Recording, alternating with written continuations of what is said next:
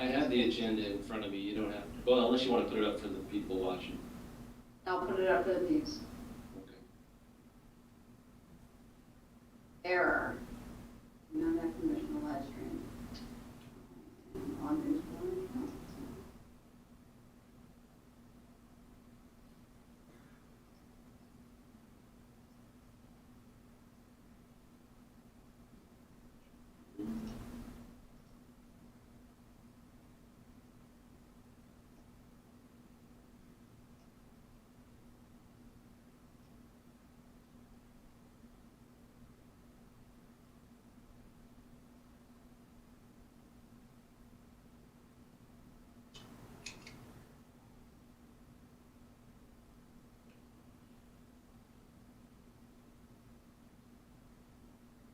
On Facebook.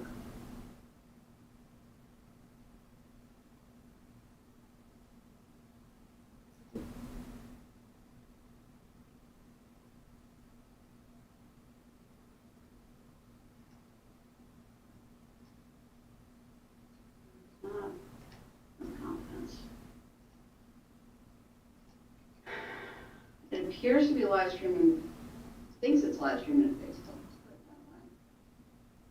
that way. I don't see it. You don't see it either. Okay. It's not just me not seeing it.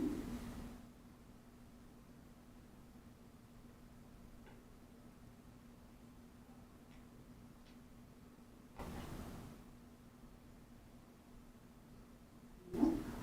I was told that Facebook changed something about this whole live streaming.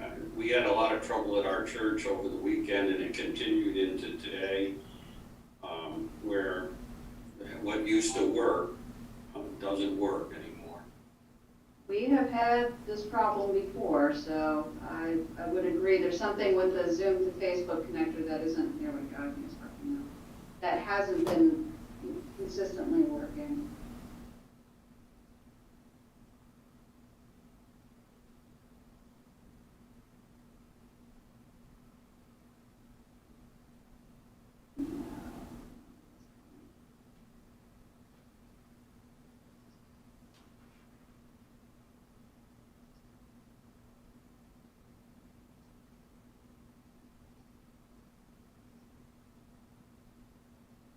I wonder if it's because this computer's in airplane mode. Oh, no. No, that's not it. There's a little airplane on it. Try one more time.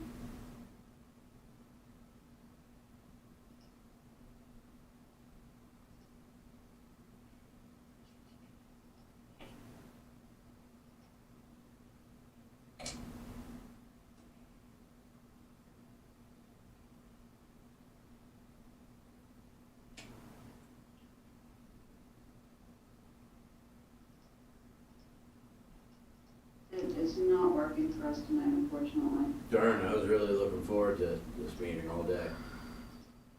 I'm sure you were. Hold on, let me see if I can get Tim to.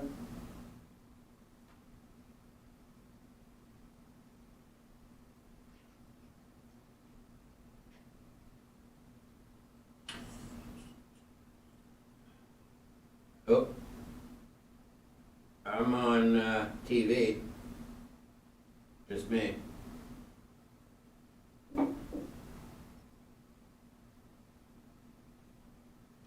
Just got sent this. Can you see that? Yeah, look at that. What, is that on channel 22 or on Facebook? Yeah, it's gotta be on channel 22. Channel 22, yep. Working on the Facebook.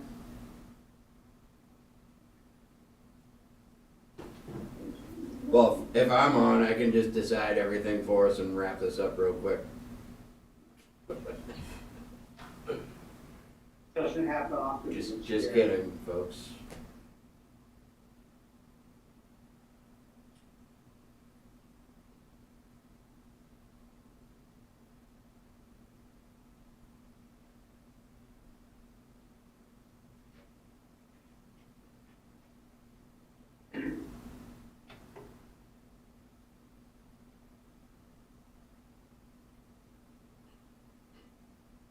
That's just not you want me to put something on the Facebook page saying we're having technical difficulties? Yeah, if you could, that'd be good. Sure.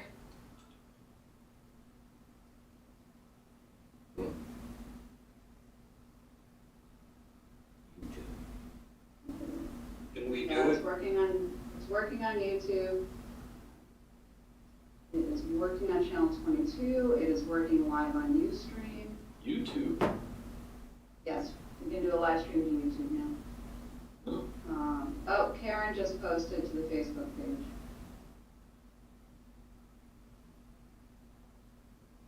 Okay, thanks.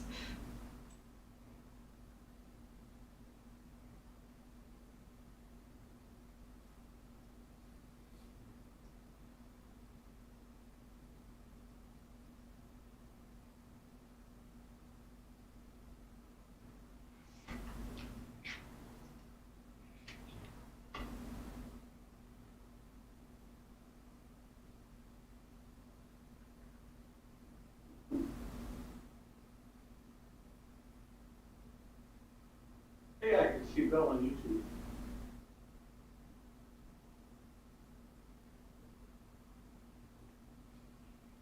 Doesn't seem that like that long when I saw you last.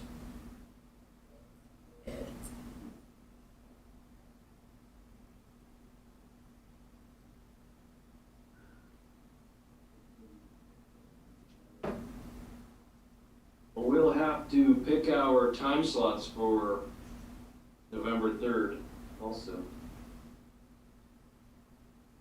Yes. Middle day is good for me. Good luck the afternoon. I'll do the morning then. Oh, look at that. Great. Another unanimous decision by Peterborough Select Board.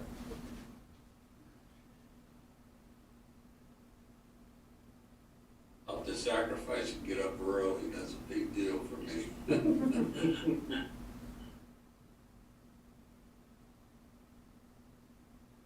But I can do it. Thank you.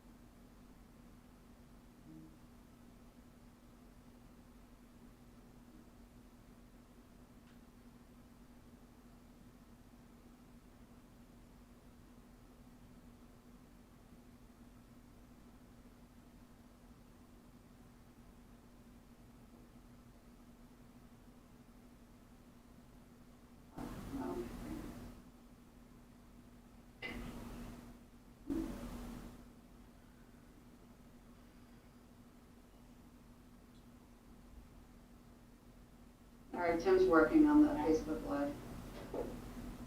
Should we fit in Chief Walker first? Yes. Okay.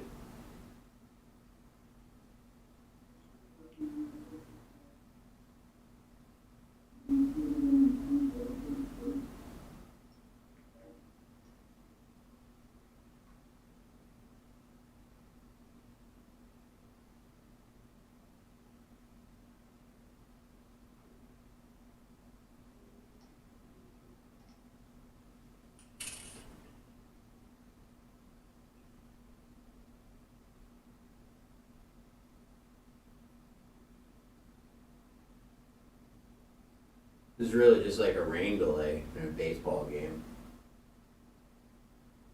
No control over it. Oh.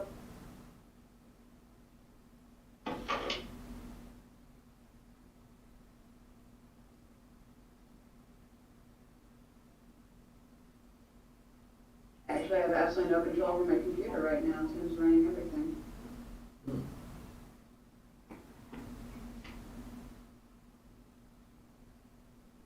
Remember that episode where they did the helicopter turkey drop, and they dropped turkeys That show was great. That's all I've been thinking about this whole delay, by the way, is that show. I wonder if I can find it and DVR it. I'm sure I've forgotten all those episodes. I'm sure someone has it somewhere. Put it in my notes. That is a classic episode, though. My boyfriend loves that one. I got him a T-shirt of the WKRP Turkey Drop 1 year for his birthday. Allie, is this gonna be recorded in the minutes, so I don't have to write this in my phone? By the way, you're still recording the Zoom thing, so you might have to do some editing with that. I guess you. Yeah, that's probably gonna get chopped I off guess the you can file. do that, right? So do we have to wait for Facebook for this meeting? Is that a legal thing or? No, you don't have to. It's just, we have been consistently streaming these live over Facebook, so folks are kind of expecting that. But you I mean, you can post the edited video later on Facebook, right? We absolutely can. And what we can do, actually, Ally, if you want to just put a post on Facebook directing people to the town's YouTube page. Okay, That would be great. Or the Ustream, either one is fine. It's going out live over both. Well, at least Bill is and all of our voices are going out live over Ustream and YouTube. Well, and YouTube allows people to comment also, in terms of comments on YouTube, I don't know if it's set up. That would give some of the interactive function. We got it. Facebook. You got it? We're on Facebook. Hang on, we're going live. On air. There we go. Okay. All right. Have at Good it, evening, Tyler. everybody. Welcome to the Peterborough Select Board meeting for Tuesday, October 20th, 2020. That's 10/20/2020, if you weren't paying attention. Thank you for your patience while we sorted out some technical difficulties, having trouble going live on all our platforms. As of late, we're currently on Facebook Live, right? We're on the Comcast Channel 22. We have Bill there this evening because we're not all in the room with him. And then we have the Ustream, as usual, on your town's Facebook website opening page. And then we're also on YouTube. So we have Tim Bresvik and Foster Shahi working those details out for us tonight. I'm Tyler Ward. With me is fellow Select Board member Bill Taylor. Also Ed Youngst. And we have Rodney Bartlett, Town Administrator. Nicole McSay, Deputy Town Administrator. And Chief Walker from our fire rescue is here for an update. Tonight's agenda, we'll start off with Chief Walker. He's going to bring us up to speed on the COVID cases recently hitting town and what the plans are for that, what we recommend and that sort of thing. We'll discuss broadband requests for information. That's been on everybody's radar for the longest time. Some movement there. We installed a select board email communications platform we're going to discuss. Needs some tweaking, needs some working out. We'll have to figure out what the best way is to let people get in touch with us and how we can respond and that sort of thing. And then is Leo going to join us for the budget review expenditure report? No? Okay. And then we'll have a discussion about Evans Flats process. We heard about that several meetings ago. Affordable housing project possibly, and then we have some boarding committee appointments. Did I miss anything? No? All right. Well, Chief Walker, welcome. Thank you. Glad to be back. So, sort of code update. I mean, in our community, we currently have one active case. I know the state website is showing us in that one report suppression, but we have one. As pretty much everybody has seen by now, we have 4 members of our organization who tested positive for COVID last week. Just to give you folks a little update on the actual timeline, last Wednesday, one of our members became mildly symptomatic, had a sore throat and cough.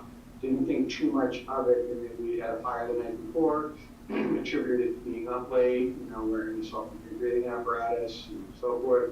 Thursday, he continued to not feel well, had a stuffy nose and his sore throat and cough, went and was tested and came back positive. So he notified us Thursday that he had tested positive for COVID. We followed the emergency service members COVID-19 protected exposure guideline. It's published by the state of New Hampshire. And through that guideline, we determined all members of our organization who had close unprotected contact with him. That came back to 4 folks that had been on duty with him on Sunday day, as well as 3 people who were with him in the cab of the truck going to the fire we had Tuesday night, and 2 other individuals who were close to him at a drill we had done Tuesday night. All those individuals were immediately placed on quarantine. Quarantine is when an individual stays away from other folks, does not interact with other individuals because they may potentially be infected with the disease. Subsequently, in looking through that, various folks were getting tested. On Saturday morning, we were notified that one of the other individuals who had been on duty with him last Sunday had tested positive, and later in that day, a 3rd individual who had been on duty with him tested positive. That changed the number of folks that were in quarantine because now we have other individuals who were in close contact with people who have been positive. And then Sunday morning of the 4th, and so far our final member tested positive for COVID. We're tested to get done on Friday. Of 4 people that did test positive for COVID, excuse me, of the 4 people that did test positive for COVID, 2 of them are asymptomatic, and 2 had, mild symptoms that, led them to get tested with their contact.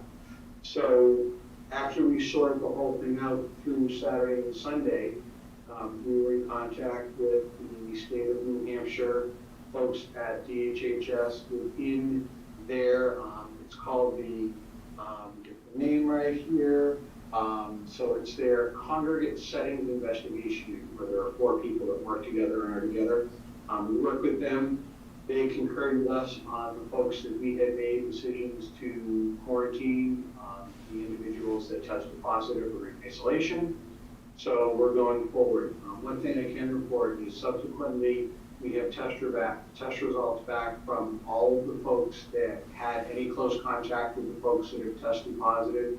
No additional individuals have tested positive. So we, again, working with folks from Department of Health and Services, we're relatively confident that we have contained this current outbreak, if you will, to those 4 individuals. The folks that are in quarantine, per the guideline, will remain in quarantine for their 14 days.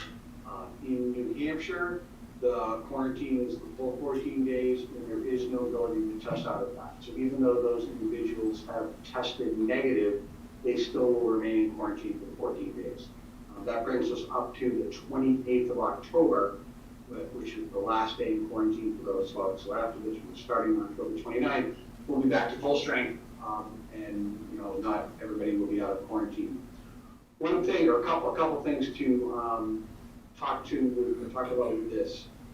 Based on last night's numbers from the Department of Homeland Security Emergency Management, there currently are a total of 50 first responders across the state of New Hampshire that are positive for COVID-19, and another 48 first responders who are in quarantine because of those close contacts. So although it's, they're large numbers for us, it unfortunately is something that is, being felt by organizations across the state as we look at that and we go forward. The other thing that it has done, and I mentioned this, I don't know if anybody had a chance to see the interview this morning, we've done today with WNUR. The other thing it has really done for us is sort of highlighted something that health officials worldwide are talking about, which is people's general level of routine. Folks are sort of getting, complacent. And it's, like anything, like the kayaker who stops wearing a life jacket after a couple of years or, later in the season. You start to get comfortable with where you are and what's going on. So it's really highlighted for us the importance of staying vigilant. of being careful and of doing that. You know, I know in all of our patient contacts, we are wearing the recommended PPE, which is an N95 respirator, eye protection, gloves, gowns when we have a known case, or a prospective, you know, probable case of COVID-19. And it's just that, you know, we have become, in our own day-to-day activities, I think we've become relaxed about it, as a lot of folks are. And again, going forward, as you look at some of the other cases that we have in our communities, these ones and twosies, you know, in our discussions with the folks from VHHS and with Monadnock Community Hospital's infection control preventionists, you know, that is what they're sort of starting to see, is that people that are getting infected with planned encounters, whether it's work events, family events, other social events or gatherings where a group of known people are getting together and just, we haven't had a problem so far, so we're not gonna have a problem now. And, you know, somebody who is, you know, in our case, we believe was an asymptomatic individual is spreading that disease to others. So that's where we are now. We don't, as I said in the press release and said today, we really do not anticipate any interruption to our level of service. We don't think there was any issue. Again, we work with Monadnock Community Hospital on the patients that we had transported in and out of there during that 3 or 4 day period where we had some questions. And we and the hospital are both confident that there really is no issue, no other risk there. Thank you, Chief. So you mentioned that all first responders are, when in contact with customers or sick people, they're wearing their PPE. What about when riding around in vehicles when there's more than one? So again, I think that's where the complacency has come in. And you look at this, you know, it's industry-wide. You know, there's, not to name departments, but a large metropolitan department in the state. There are 3, by the way. But one of them currently is dealing with an outbreak in their administrative building and administrative staff. Again, it's something that, you know, only a couple of people infected, a number of people quarantined due to just the level of being relaxed. One thing I do want to bring up, which I think is important for people to understand from the community, when you look at the Bureau of Infectious Disease Control's policy, there is the option for essential employees to be accepted from the quarantine requirement. So the quarantine requirement both for out-of-state travel as well as contact, and that would allow individuals who have had either traveled out of state or have confirmed contact to continue to work if they are essential employees, as long as they monitor themselves, continue to wear a mask and ensure social distancing from others. We made a decision internally here and in talking with administration not to exercise that option. Although we could exercise that option, we felt it very important that particularly we're in nursing care facilities, we're in and out of our hospital all the time, we're working in relatively close quarters here in our own station, that we didn't take that chance. And even though there is that exception to the rule, we made the decision that we would keep anybody who potentially was exposed, potentially could be infected with, you know, with COVID-19 to stay out of our workplace and not interact with individuals.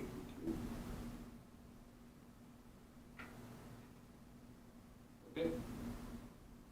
Any questions for the chief? I have one. Chief, you can, of the cases that are going on in the quarantines, you can trace them all back to a single source, correct?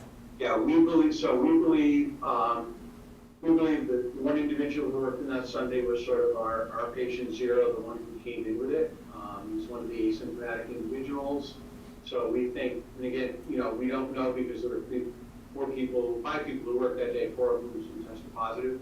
But it's sort of looking at the way the individuals have interacted then in the past and their other behaviors, it's likely it's that one individual. And again, if it's an asymptomatic person, you know, we do screenings, folks take the temperature, they know not to come in if they have the, you know, sniffles, coughs, or anything like that. And, you know, again, he was completely and remains to be completely asymptomatic. And Chief, could you just remind us how long it takes for someone to be exposed and then positive?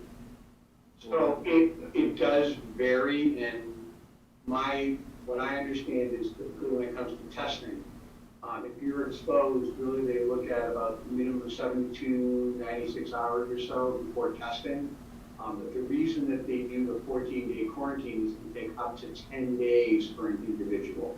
So, if I were to, and that's one thing, the idea of random testing or testing folks is, I could be exposed today, test negative tomorrow, 4 days later, I could develop enough of the virus within myself to be contagious, even without being symptomatic. So, really, that's why individuals taking responsibility and social distancing, the hand washing, all the rest of that is so important. It's been highlighted for us. And just to reiterate, our townhouse does have a mask requirement policy, correct? Yeah, yeah. What does that mean, mask requirement policy? What does it mean for people working in the townhouse? So when you are unable to maintain social distancing from people who are customers coming into the building, particularly, for instance, the town clerk's office, all people going into the town clerk's office are required to wear a mask. The town clerk is sitting behind plexiglass. Anyone else who's coming to do business in the town is typically coming in by appointment. They are required to wear a mask, and the town staff that they're interacting with will be wearing a mask as well, because we're not able to maintain that social distancing, because our spaces are pretty small in here.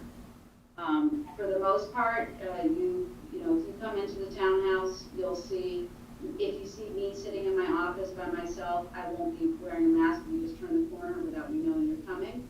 But I'll put a mask on, once they see that you're there. So we're really just encouraging people to, when they're interacting with the public, interacting with people from outside the regular daily operation, that they always wear a mask. Police officers are all required to wear masks when they're interacting with the public. The same goes, of course, as Chief Walker just said, for fire rescue, and so on. So we are taking it very seriously inside the building and inside the town. And if you're interacting with each other employees or town officials, then should people wear masks? We leave that, so when you're working, for instance, Ally and I and Rodney all sit, in separate offices but close to each other during the day. We won't be wearing a mask when it's just the three of us sitting in our offices. And that'll be the case in some other closed office areas. Yeah, no, that probably makes sense. Yeah, but we do take precautions, we take precautions when we're not at work. It's essentially the same kind of arrangement that you'll make with your family members, that you don't necessarily live with. Those family members, that you interact with on a regular basis, you won't wear a mask when you're around them. Depending on your work environment, you may have the same thing, or you may have a work environment where it makes a lot more sense for everyone to wear a mask. For instance, if I had another person working in this office with me, and we were going in and out all the time, it would probably make a lot more sense for us to wear a mask while we're in the office. So it's really on a case-by-case basis, but we are doing our best to maintain social distancing, and when we can't, we're wearing masks. I think maybe this isn't the spot to talk about it, but, I've seen the emails coming from people about masks. I mean, there hasn't been a whole lot of them, but, requesting that we take a stronger stand about masks. And I think the complacency really and the fatigue is, like it or not, it's a real factor that's happening, and the numbers nationwide and in the state, including this state, are indicative of an increase going on, and now certain states are overwhelmed. And as leaders, and I know the whole mask thing is controversial, but I've been downtown a few times walking around. I try to wear a mask when I'm walking around because because there's other people, but I see plenty of people not wearing them. People tell me that when they go to Shaw's, they see people not wearing them. If we want to try to get a handle on this, I think we have to, unless it's against the law, and I'm a little confused about that. I read all the stuff about what we can do and what we can't do and what other towns do, but I think political leaders, even at our level, have to have the courage and to do whatever they can to make it clear that the expectation is to wear masks and social distance, or else we see an example right here how easy it can spread. I have pretty strong feelings about it. I admit it's personal, but I mean, every time I even see my daughter, she comes here a lot, but I don't know who she's seeing. I mean, it's even taking a chance. If we can minimize that, I think we have some obligation to review maybe what we can do to make it pretty mandatory that if you're in a building, a public building or a private business, you have to wear a mask. And some businesses, like I was at the Baker Station, I think, and they have a sign that says if you don't have a mask, you can't come in. I wish we could do that. I don't know if we can or not, but I would be in favor of it. You certainly can do that as a select board. I think it's important to keep in mind that even if you did have a mask ordinance in place, it would not have stopped any of the employees who tested positive with COVID-19 from having contracted COVID-19. I understand that. I Yeah. do. I mean, it's still, people are still going to get it, but I think if you can minimize it by getting people to,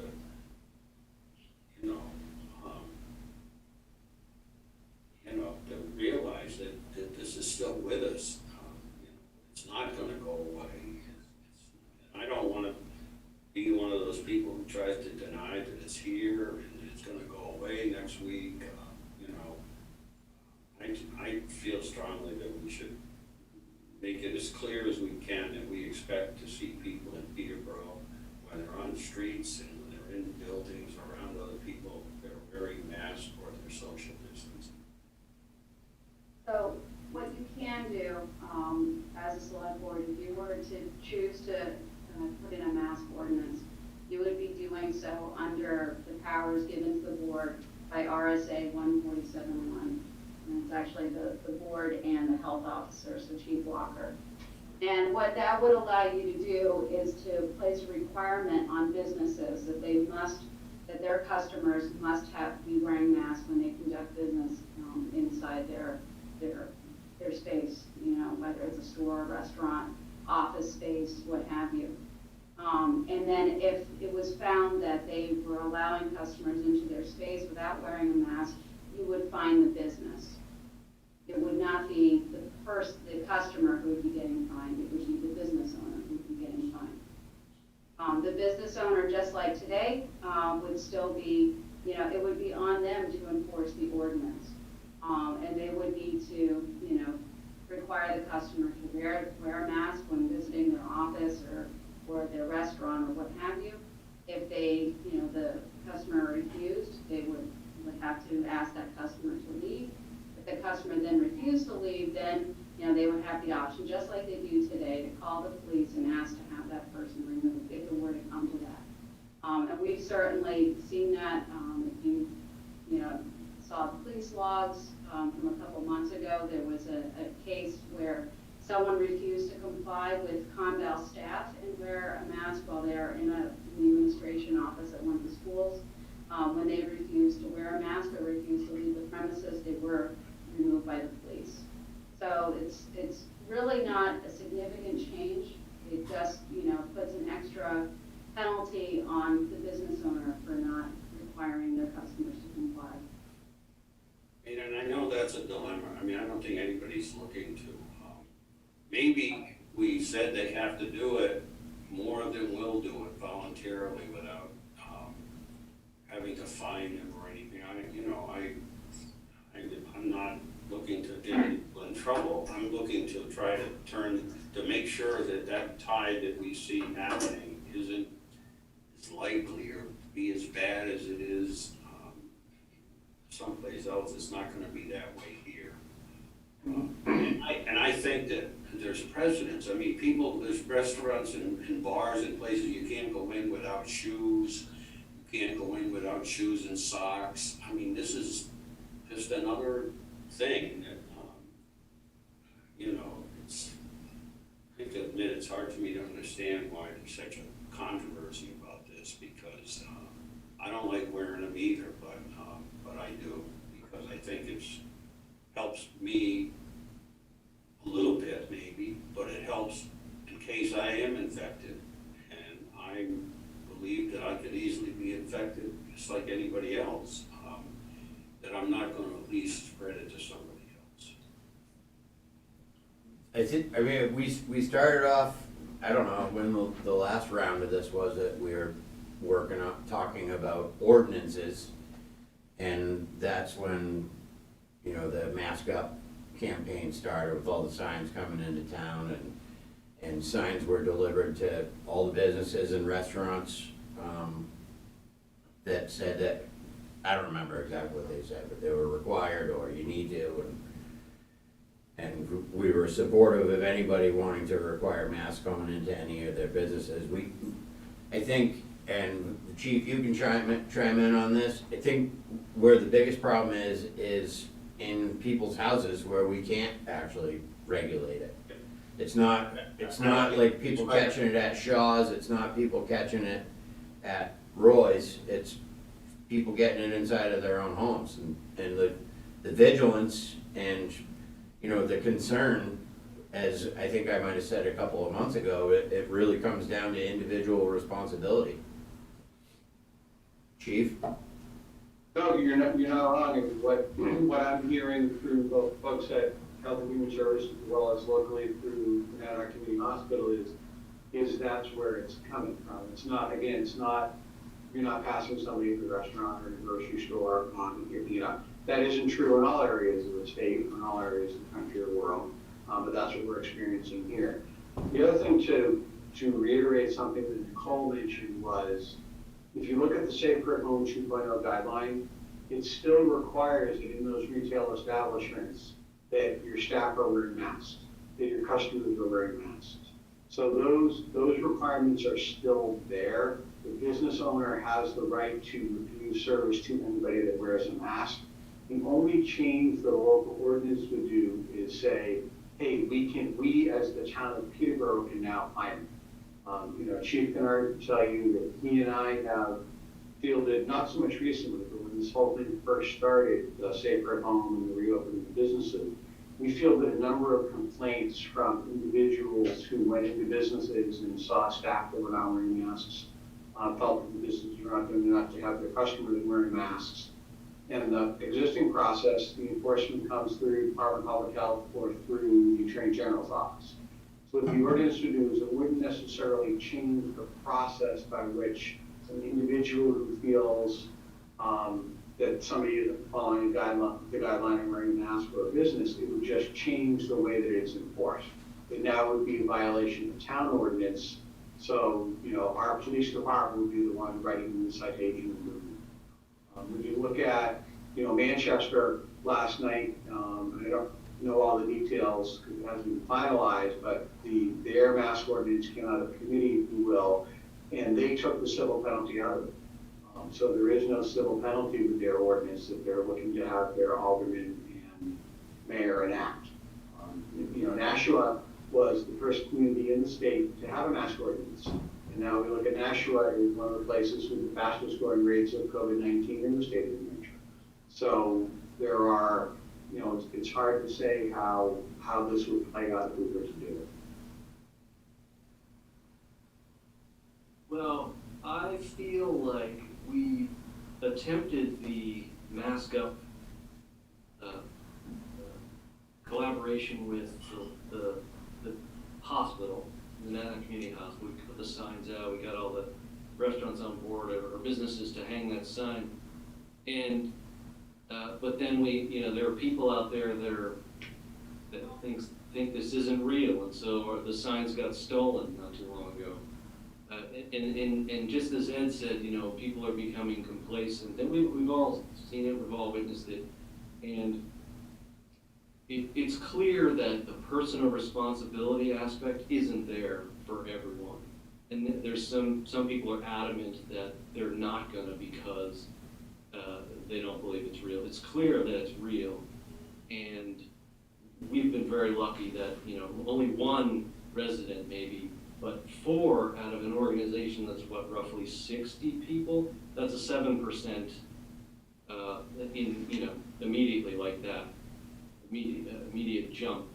So, I'm at the point where I've kept my feeling of wanting a mask ordinance at bay because I've been convinced that we can do this another way. We don't have to be the hammer down on this, but it's kind of clear to me that maybe we're not good as a species to be able to do that, and we are heading into colder months and seeing it rise everywhere else around the country, around the world. Europe is bouncing back up again, and if it means that the select board says, okay, we have a mask ordinance in town, that will call enough attention to if it does nothing but call attention to the fact that some people are being complacent, then that'll be it. And if we don't give out any fines, that would be great. It would just be great. But if we had to, lessons would be learned from that. So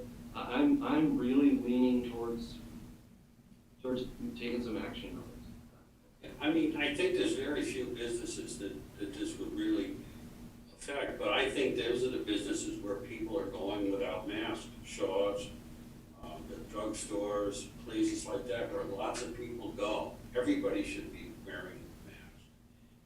When I was in Florida, just before we left, I went to Shaw's because I was having something done in my house down there. And Shaw's, to Lowe's. And I expected that everybody was gonna be wearing masks in there, much to my surprise and shock. Otherwise, I wouldn't have even gone there. People were not wearing masks, and I was so adamant about it that I tracked down the store manager and spoke to him about it. And he said, well, we like people to wear masks, but we don't wanna make them. That's the problem. There are people that don't have the courage to say you've got to wear a mask or you don't come in. I think that this could help motivate them to do a better job of it. Personally, I think we should do it.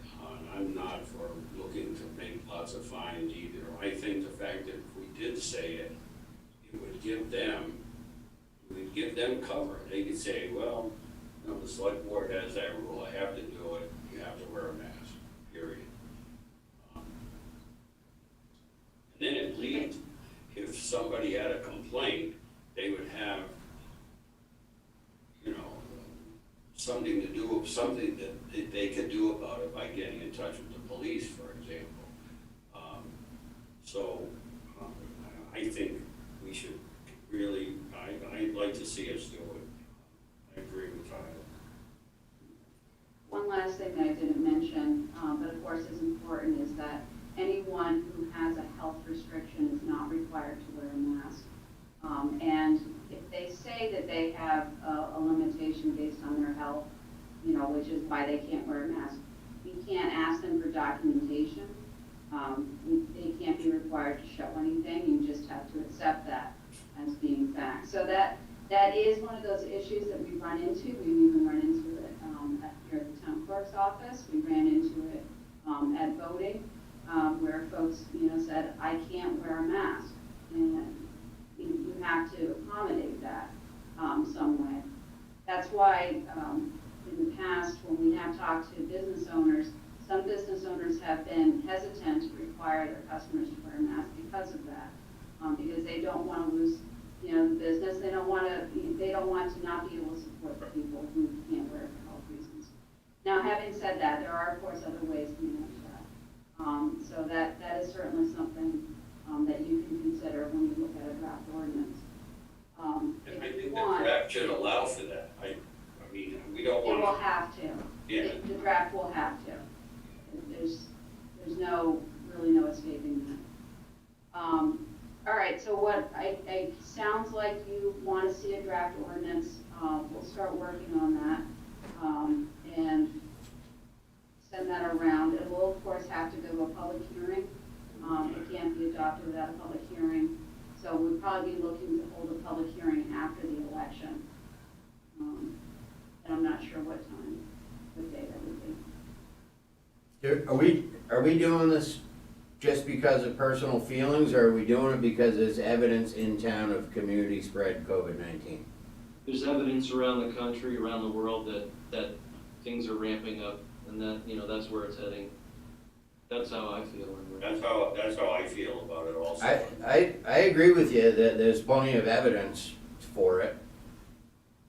But also Nashua was the first city to mandate masks, and they have the highest rising cases in the state. My concern, and I'm happy to look at a draft ordinance, and it really doesn't matter because you already got to either one anyway, so what I say makes no difference, but my concern, and I'll say it for the record, is that it will have the opposite effect that you're hoping for. And I think that it's more of the people that are gonna be saying, let's stick it to the man and not wear a mask now, even though we were before. And I think that's what's going on in Manchester and Nashua, and I'm not interested in people looking to stick it to the man and cowing to them. So that's their issue, not mine. I hear you. I'm kind of over that excuse. It's childish, it's immature, whatever. People live in communities. You look out for each other. That's how. One little thing we can do. I realize it's not going to stop it completely, but I'd rather do it now than wait until it does hit here, like it is in North Dakota and other places. I hate to. We have a lot of elderly people here in town. They're the most vulnerable. Fortunately, we haven't had a lot of cases in any of those areas yet, but it doesn't mean it couldn't happen. And this may be short-lived. I mean, if we really get a virus next year sometime, it works. We'll get this time. Just to interject for a second, I think I don't disagree with conceptually with sending the message. I guess the question I have from public health and from an enforcement standpoint is, what does this change in how an individual behaves? And is it going to create more anxiety? And I'll give an anecdotal. Last night, or Sunday night, when Ben Cohen put the story published in the Ledger transcript, within 15 minutes, I had an email from a resident in town who said, "I saw one of your members in the post office yesterday. Are they one of the ones who should be quarantined?" And I just have this fear that, if a family is sitting at a bench in Putnam Park, is someone going to be calling Peterborough police because none of them are wearing masks? Or I'm walking my dog on Old Town Farm Road by myself, and the neighbor can go by and call the police because I'm out in public not wearing masks, and that is never the intention of the ordinance. There already is a mechanism for business owners to restrict customers from wearing masks only. There is a mechanism for enforcement, and I don't know what a town-wide ordinance or a local ordinance would do to change people's behavior or to increase the incidence of mask wearing, especially when you compare it to the burden of enforcement. And quite frankly, I think the pettiness we're going to see among some of our own residents. That's just my personal opinion, the same as everyone else has. So is the fear that if we institute an ordinance and this pettiness arises, and we have to retract the ordinance, then the petty will have won? I mean, what is the concern? I'm looking at it like, clearly we're not doing enough to remind people or to educate people that, because people are getting complacent. So, this is, the way I look at it, this is the next step in raising awareness. Well, maybe, The serious education campaign first, and we're okay. doing this is, as an aside, every morning I'm on the COVID, the Conval School District's COVID monitoring team, and we're talking about this because Conval School District is incredibly fortunate that they have no positive cases amongst their staff and their students.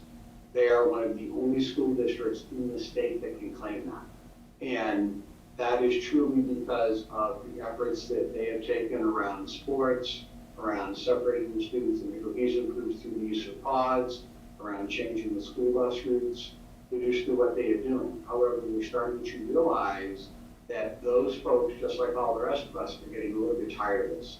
So one of the things we're looking at is really ramping up an education campaign community-wide to let people know, to remind people. It's not let them know, I think they all know it, it's to remind them, it's to get it in the front of their minds. You know, and I don't think nobody is going to do the wrong thing intentionally when they know it's the wrong thing, or very few people are, very few people are.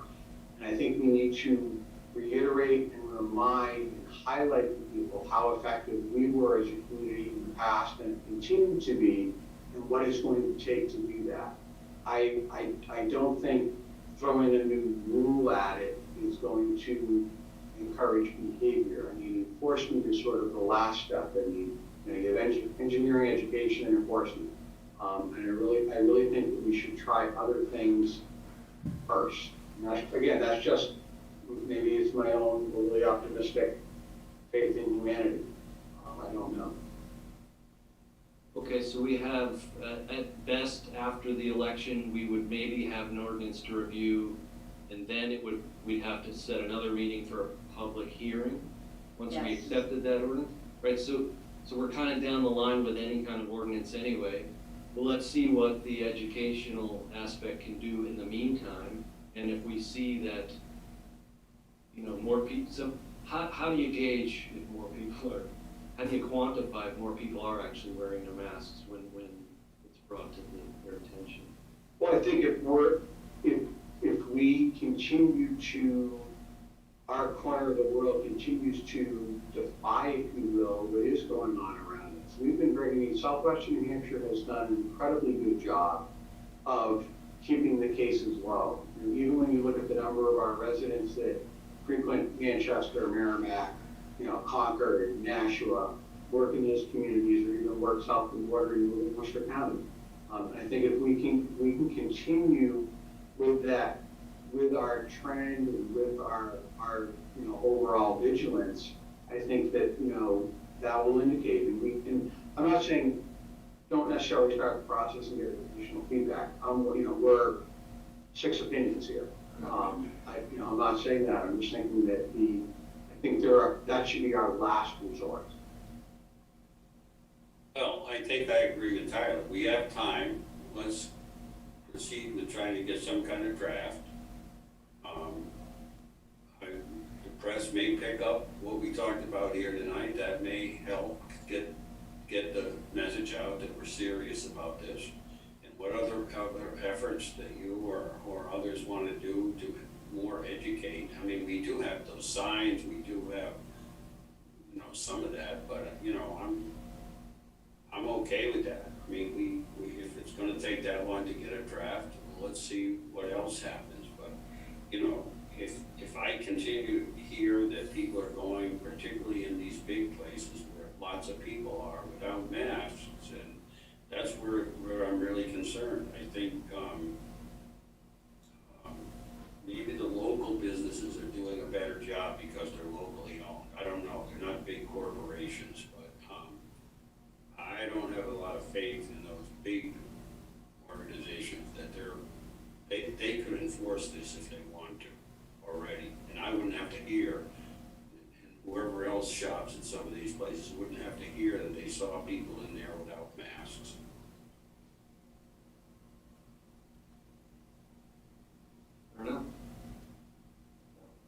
unfortunately, we can't just say it only applies to certain places.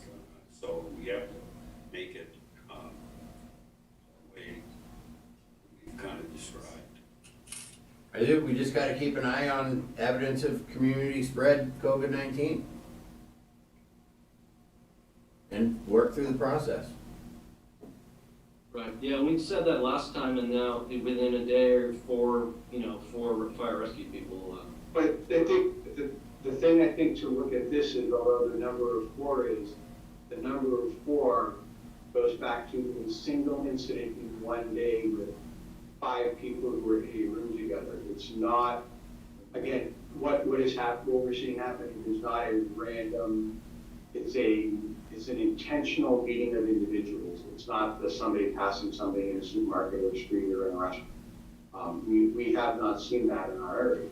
And it goes back to the family gatherings and the corporate parties and all the rest of this, where they're starting to see these problems. You know, if you look at the larger cohorts, whether it's the outbreaks they've had in Maine and Vermont, or even some others here in the state of New Hampshire, they're going back to a wedding reception, to a corporate gathering, or a business meeting.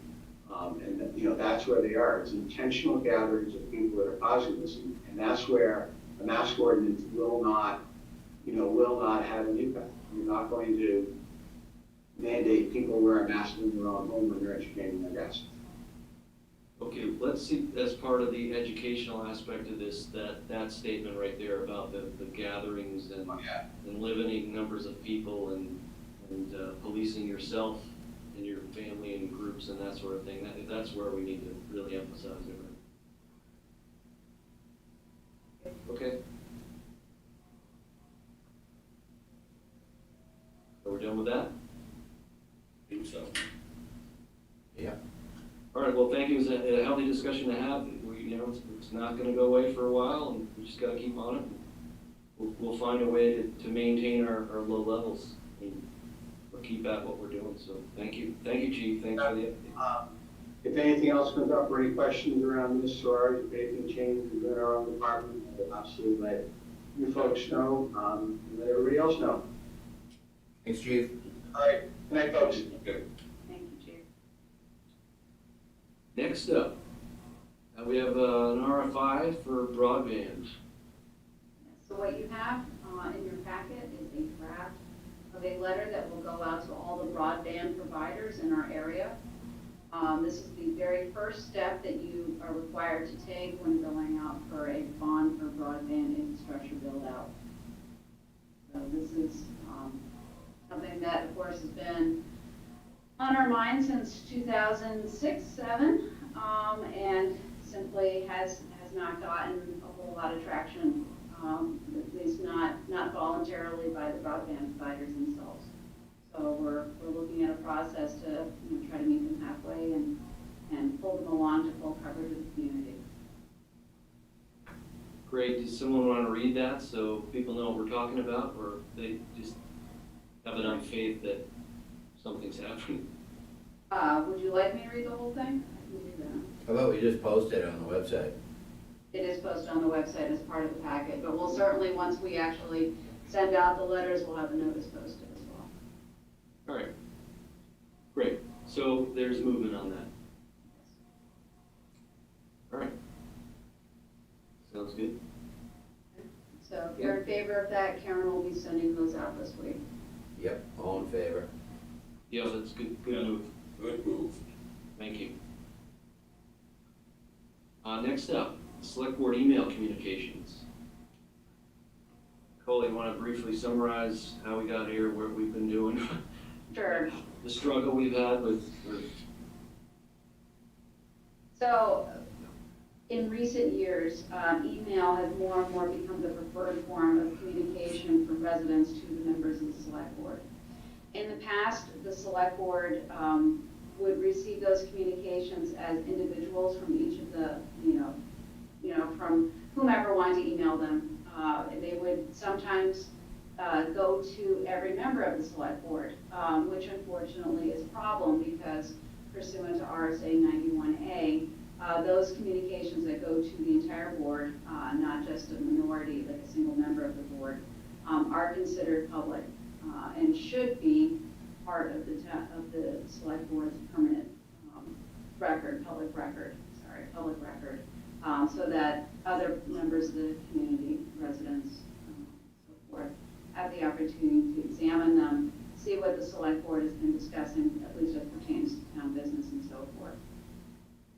One of the other issues was a concern that administration was receiving emails on behalf of the select board, and some people were concerned that they weren't getting to the board.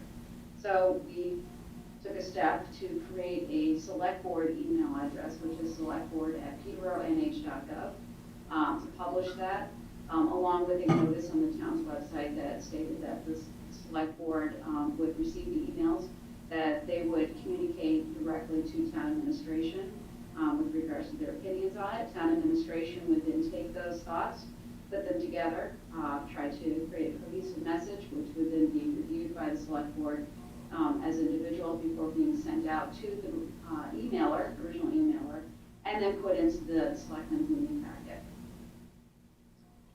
And that is the process that we've been following to more or less, which has been more or less successful. Of course, this year, since we had just put this new process into place within the last year, this year with COVID-19, with concerns about policing and racial justice and the many other hot topics that we've been discussing, there's been an awful lot of email between residents and the select board, and of course, by extension, the town administration and the residents. So this has been complicated. It's been a complicated policy for us to manage. It's certainly not, I'm not suggesting that we do away with it. I'm not suggesting any particular changes we think that needs to come from the select board. But it's certainly, with trying to maintain transparency through right to know, and making sure that we're able to respond as necessary, it definitely is complicated and takes a lot of time to manage. Certainly, and I'd also like to add that for a time, the board would receive either individual emails or as the board, and we have a tendency to want to answer immediately, and you have three of us answering, and there wasn't really any way to communicate with each other, because the three of us can't communicate with each other outside of these public meetings regarding town issues. And so in an effort to make sure everything is above board and transparent, as you just mentioned, we ran that by, or I came up with that plan that's on there for the process for sending emails to us, and then we would then give town admin our opinions on that matter in order to have us have a cohesive message without having to wait for the next meeting to then discuss that particular topic in that meeting, if we felt that we could take care of it by email in this chain. And so that's really where we are with that, and I think it has worked fairly well in that manner, because otherwise, once one or two of us answer those emails, that then is in essence a public meeting, and it wasn't a posted public meeting, and so just we really felt we'd rather be above board and go about it this way. And I will agree with what you said. We have had more emails than I've ever experienced in all these years, and it has been challenging. It's been difficult. I've been spending several hours a night trying to keep up with it all, and we don't want to leave people hanging. I think where we get into trouble is when it becomes a constant back and forth, and there's email after email after email after email. And I don't know about anybody else, but I already get hundreds of emails a day, like for work. And when it's just going over the same thing over and over and over again, it gets tough. I think I see and share the concerns from, you know, our citizens that wanna ask a question, they wanna make sure that the select board is, you know, on top of it, and that's fair and it's right. I just wish there was a way that we could make sure that whatever the topic is rises to the level of needing to be addressed by the entire select board. If there was some threshold to quantify that, it would be great. I know that's tough, but. Yeah, I've been surprised because 7 years prior, when I was a selectman, on the board, I have to say that I got very few emails. Usually it was the same 2 or 3 people that I knew well that would write to me only and ask about something, and I tried to answer them or I called them back. But now when I see these, it says to me, and I do think it's all related to what's happening in our country, that there's distrust of any government at any level. That's what the topics I've seen so far in the short time I've been back on the board are just a few subjects, limited, where people might not understand what the select board's job is and what it isn't, and who makes decisions and who doesn't about certain things. Those kind of emails are probably the most annoying, you know, but it seems to be spreading beyond those couple of things now, where we're supposed to keep people almost personally informed about where things are. You know, that's not something we can always do. I guess in the short term, we've got to live with it. I mean, and maybe when a few things happen, maybe here or elsewhere, that might calm people down. I think you know, I participated in one of these community conversations, and you know, I was really, and I'm glad I did, because I listened to a lot of people that are very upset about certain things, and it's the times, and I guess we can't solve all of those things here in Peterborough, but we certainly can listen and do the best we can to make sure that they don't happen here, and I think that's what we're trying to do. I mean, I don't know. I mean, it's puzzling to me too to see it, but we're not alone. That's all I can say. It's a trend right now, and I don't know where it's going to lead. But I think the system that's in place is okay. Personally, I mean, it would be foolish to stop it now. We've opened it up, and we all get the same email, and you know, and there's a process. I think the only question is, you know, I know originally Tyler was having to answer them all. Now I see that Nicole is doing at least some of them. The most recent series she did. But you know, once we have that settled, who's supposed to do it, or who can delegate somebody else to do it, then I think we have to stick with it myself. Yeah, I don't know, like, maybe just state for the record, or like, I get what you're saying, Ed, about, you know, the feeling about politicians and so forth. I never really assumed myself to be a politician. Just a guy that lives in Peterborough that's trying to do what's best for the town. There is no kickback possibility in this town. There's nothing that we can do to navigate the system so that all of a sudden we come out on the other side rich.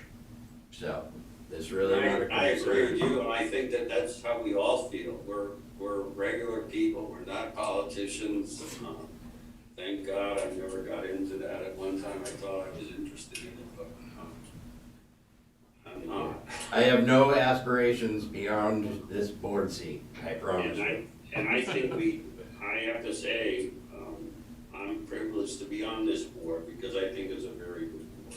And I have the fullest trust and confidence in both of you guys, so. Good, me too, I have that same. You guys. Okay, so it sounds like we'll keep this process for now and maybe work on an automatic reply so people know that they will get an answer Well, eventually. Unfortunately, we have not been able to figure out a way to set up an auto reply. I've had Cole and Fosh both look at it, and because it's a distribution list, it does not have its own email attached to it. Selectboard@peterborough.gov is not actually an email address or an email account. What it points to is essentially a script that when it receives an email to our email server, it automatically sends it to the 5 people you see here, myself, Rodney, and yourselves. So it's not really a true email account, so you can't set an auto reply onto it. So Okay. that unfortunately is a little bit more complicated. Okay, so that, as chair, it falls on me then, I think, to send that acknowledgement of receipt of the email with that same statement to everybody. It's gonna seem cookie cutter to people that inquire over and over again, but it'll just be the process so they know that the board, the chair, we have received it, we're not ignoring it. It may take some time to answer, but we'll get to it. Is that fair? Yes, I mean, I still have Fosh and Cole looking into it to see if there are other options. It doesn't seem like there are many, at least no really good options. But I'll get back together with him and see if we can come up with something maybe a little bit more streamlined. Okay, well, we're trying our best to listen to people and answer them and make decisions, that sort of stuff. All right, thanks. Next, old business, we have our budget review and expenditure report. Quite a lengthy document there. Did everybody read it? I looked at it. Yeah. That's So quite good. this is the first of its kind, that we've had in many years now. Leo and Shannon particularly really worked on this, using our new system, BSNA. She was able to get it to generate a report, and then put that into a format that is really, I think, very, very easy to read and understand. It's really very nice and clear. There were a couple of small errors that happened as the data was being translated into the report format. Those were pointed out, and she has that fixed now. So for the next iteration of this that comes out at the end of Q2, hopefully it's gonna just be perfect, and it's gonna be one of those nice reports that you can just click a button, generate, and publish. So that's, I was gonna be my question, is it a lot easier than before where we had to put stuff into spreadsheets and Oh, yeah. because we couldn't use the report writer and it sounds like this new system that we invested in is really doing a much better job, which I think is wonderful. I did like it. I mean, I liked looking at it. You can see actuals and budget, and it even made us be more familiar with all the various types of accounts we have, and I think it's great. It is great, and this is a great report. Thanks to the finance department for pulling this together, and it's exciting to be going forward. This is what we'll see. Yeah, great. I don't know if you have any questions on it. If you do, if you don't have them right on top of your head right now, that's fine. Feel free to email me, and I can make sure we get answers for you. Is it expected we might get those kind of reports for the budget process? So for the budget process, we have a slightly different format, but yes, they do come out of the SNA. They're nice and clear. They're very easy to follow. I think you've seen the reports that Leo's done for CIP, right, Ed? That they have, yes, and those are really good, and they're being very well received by the CIP people too. They have all kinds of praise for Leo and his staff. They've done a really great job. Leo absolutely loves his spreadsheets, but what he loves most about his spreadsheets is making them so that they're clear and easy for people to understand. And he's really done a great job with it. And that's important. Yeah. Great. And those are much easier to read, those new CIP ones. Great. All right, well, thank you for that. Thanks again to the Finance Department and Leo. So now, Nicole, you want to briefly bring us up a little reminder of where we were? I can't remember, it was at least a month ago, we had Hope Taylor and Peter LaRoche in discussing Evans Flats potential affordable housing project. Almost 2.5 months ago now, so they, Good God. yeah, so Hope and Peter LaRoche made a presentation to the select board on August 4th. They were bringing forward an idea for the development of a portion of the Evans Flats property that is accessible off of Evans Road. That's the portion of the property that the highway uses for storage of materials in snow in the wintertime, that sort of thing. So that proposal had the town leasing, entering into a long-term lease. Not entirely sure how that would exactly work. But there would be a lease, and then contractors would come in, build their own houses on the property, and, you know, they would be required to be workforce, you know, directed at the workforce, or working class housing, you know, essentially, not lower income, but, you know, moderately income, moderately priced. After that, it took a closer look at what can be done with town-owned land. There, of course, you know, the first question that the select board would have to answer is, does the select board want to do anything with that property? Simple yes or no. And then if you do want to do something with the property, what do you want to do with it? Do you want to retain ownership of it? Do you want to look into entering into a long-term lease? Or do you want to look at selling it? All three of those options have a whole bunch of different questions or steps along the way that would need to be addressed. Haven't done a whole lot of investigation into the property itself in terms of how the town came to own the property, if there are any deed restrictions on it.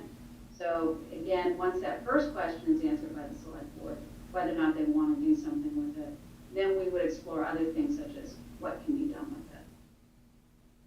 with it. So that's, I'm sorry, just to wrap up, that's just what I laid out in the memo that I included in your packet. Right, and you did mention that in the past, there have been discussions about this particular property and what could be done, there have been studies, and nothing has come to fruition. No. When they first brought that up, they were talking about a lease, or were they talking about the town giving them the land, or possibly selling? I don't remember the lease in the first part. Not that that makes any difference for tonight's discussion. Is that something that came up later on, the lease aspect? It may not have come up in the presentation, but it has come up in their communications, in that group's communication with the town staff. All right, I mean, I don't know if anybody else has ever dealt with a land lease before, but I wouldn't recommend it. I mean, and so that property, we'd be, no matter what, lease, purchase, or donation, no matter what, that portion of that property would have to be legally subdivided off, correct? No matter which of those three options we would want to do?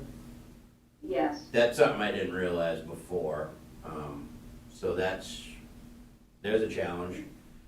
That is the same property that the highway garage, the community center Right. terminal sits on. So we can't, like, for me, the lease option is, that's not something that I think would be a smart idea. Maybe somebody else knows more about it than me. The purchase or donation, I think in fairness to anybody that would want to look at it, we can't just pick one person to donate it to. So if we're gonna do anything with it, then we have to offer it for sale. So that the question, and for us to offer it for sale, it really has to be subdivided first, correct? I Or, I mean, you believe could so, do but that's pending something that we would subdivision. have to explore, yeah.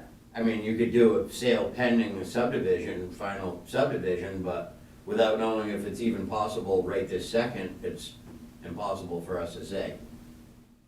Because we don't know if it can be broken off legally, and if it were to be broken off, what would the options be left for that chunk of land, right? So, Did you say that the town uses that currently for some snow? We do. It's kind of a passive use, really.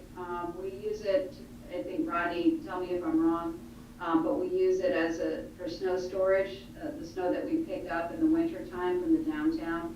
I believe we dump the snow there. Is it, you want to jump in? Yes, that is our site that once the DPW or highway garage yard is full from snow pickup, we go there. And we end up there every year at one time or another. The other use, we've had it for construction material storage. The classic example was the reconstruction of Union Street. Much of the pipe and bases and that type of thing was stored there. So when you look at potential reconstructions in the downtown, Elm Street, et cetera, that lot does get some use.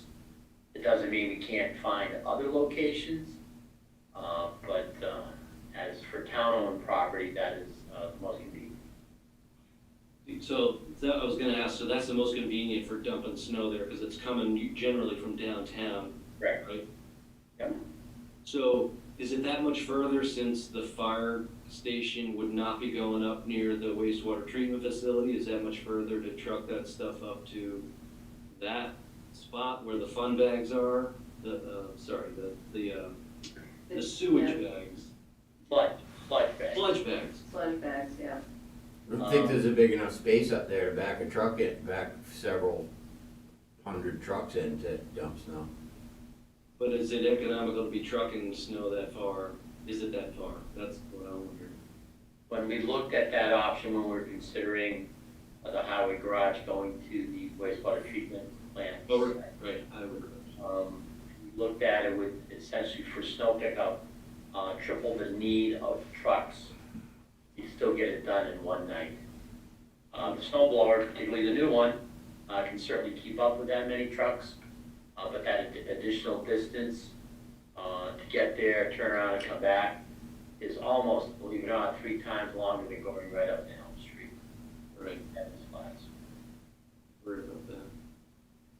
Yeah, as much as I would want to be able to, I kind of, we've been hearing, when I was on the planning board for those, I think, full 3 years that I was the voting member, it was like constantly people clamoring about, this workforce housing. I even once was a kind of unofficial advisor of that little group that was working on it at the time, and several of them are still involved. I'd like to see us be able to help them with something, but not at the cost of, inhibiting the work of public works. That's why I think I asked that question. I don't know if there's any other parcels of land in town that town owns that might be better for them, but it would be nice to participate in a project like that. I think it would be good for the town, but I don't think I'd want to do it to the expense of inhibiting in any way the public works operation. Certainly not triple the trucking expense. Yeah, right. Yeah, and just, Ed alluded to it, I'd like to remind everybody that this was a group, it was a subcommittee of the Economic Development Authority focused on finding solutions for affordable housing in town, and they've been working on this for quite some time, and they came up with what sounds like kind of a really neat idea, but we have some kind of big hurdles now to jump over, and certainly the idea and the concept is worth pursuing, but now, but how do we do it, and is this the best spot for it, or yeah. So what do we do? If I could jump in, I've got a list of some of the things that we've talked about. I need to give us some time to go through those and really identify any of the limitations, particularly the deed restrictions, because there were some associated when the Armory and the Highway Department went in on those parcels. Right. I think give us some time to go through that. Better look at the setbacks for the wetlands. Make sure that water and sewer is accessible there. I believe it is. We can also do a quick look for other locations because we've done that before. And I can also look at potential other options for the DPW use that may be nearby. Yeah, I would not, I mean, it's up to you, but maybe that's the first thing to look at is the DPW, because if that's a big deal for them and the big cost for the town, it may not be worth the effort to go through every other bit of research. I mean, but I don't know, I'm just asking, I guess. Find out what the deed restrictions are. Right. That answers most of the questions right there, right? Yeah. And I would also like to add is that when this group started looking at Evans Flats, we were also proposing moving the DPW up to the wastewater treatment plant. So there's been a lot of things that have gone on during this process. So it's, on our end, to step back and make sure what the limitations, if there are any, with this proposed site.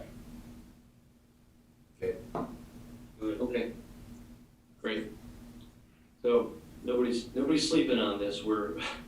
It's actively being investigated and pursued. Thank you. Anything else on our agenda? We don't have any minutes to approve. Oh yeah, board and committee appointments. No minutes to approve, but I would like to point out, I don't know if I mentioned Ally Kreutz is taking minutes this evening for us, as she always does, and we'll get these eventually. So we have 6 people either being reappointed or appointed to a couple of boards. Library Board of Trustees, we'll have Elizabeth Reinhardt as an alternate, that's Libby.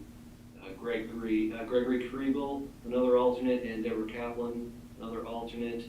And for our Master Plan Steering Committee, Ivy Van, Kathy Lenigan, and Emily Mann as full members. Do we have a motion to appoint these wonderful volunteers? I'll make that motion. I'll second it. Great. And we've all worked with each of these people, and we thank them for their work. All in favor? Aye. Yeah, great, thanks. That's how everything gets done. Well, most things get done, right, Ronnie? Volunteer work. Anything else? Any other business? Any news? Any good news? Anybody? Nobody has any good news? Did you read in the paper, or I guess it wasn't on TV, but read in the paper about our visit from the governor the other day, where people from surrounding towns, businesses, and all over the state legislature were singing the praises of our one and only Rodney Bartlett. Right. And the general consensus in that meeting or briefing or whatever you want to call it was that project wouldn't be happening and wouldn't exist at all if it weren't for Rodney. So Yeah, I agree, and that's the good part about what happened at that. And I wish I could have attended just for Rodney, but I think I just was being myself and cautious about being inside a building with up to 30 people, so. I don't think even Rodney saw it coming that there was going to be that many people happy with him. Never happened. Well, it's well deserved, because Yeah. that's such an important project. Well, it's huge. And it's the first of its kind in the state, which is even more important to note. And then we took a walk down to and oversaw or looked over the bridge and the library projects, which, are pretty impressive to check out. So that's all good news. Great new water source on its way. That's huge. Well, it looks like for sure the library, they'll be able to continue right through the winter. I mean, they had roofing material material up there the other day when I was down here looking, and it looks, I don't know about the bridge, you know, I try to figure out what are they really doing there, but Yeah, they're asking for good news. complex operation between that, and then I see people working maybe on the wall over there. It's a lot going on. Yeah, great work. Yeah. All right, Thank you. thank you, Ron. All right, does this bring us to a close? I think so. All Yeah, right, I'll make a motion to adjourn. I'll second that. All in favor? All right. Thank you, everyone. Good night. Thanks, everyone. Good night.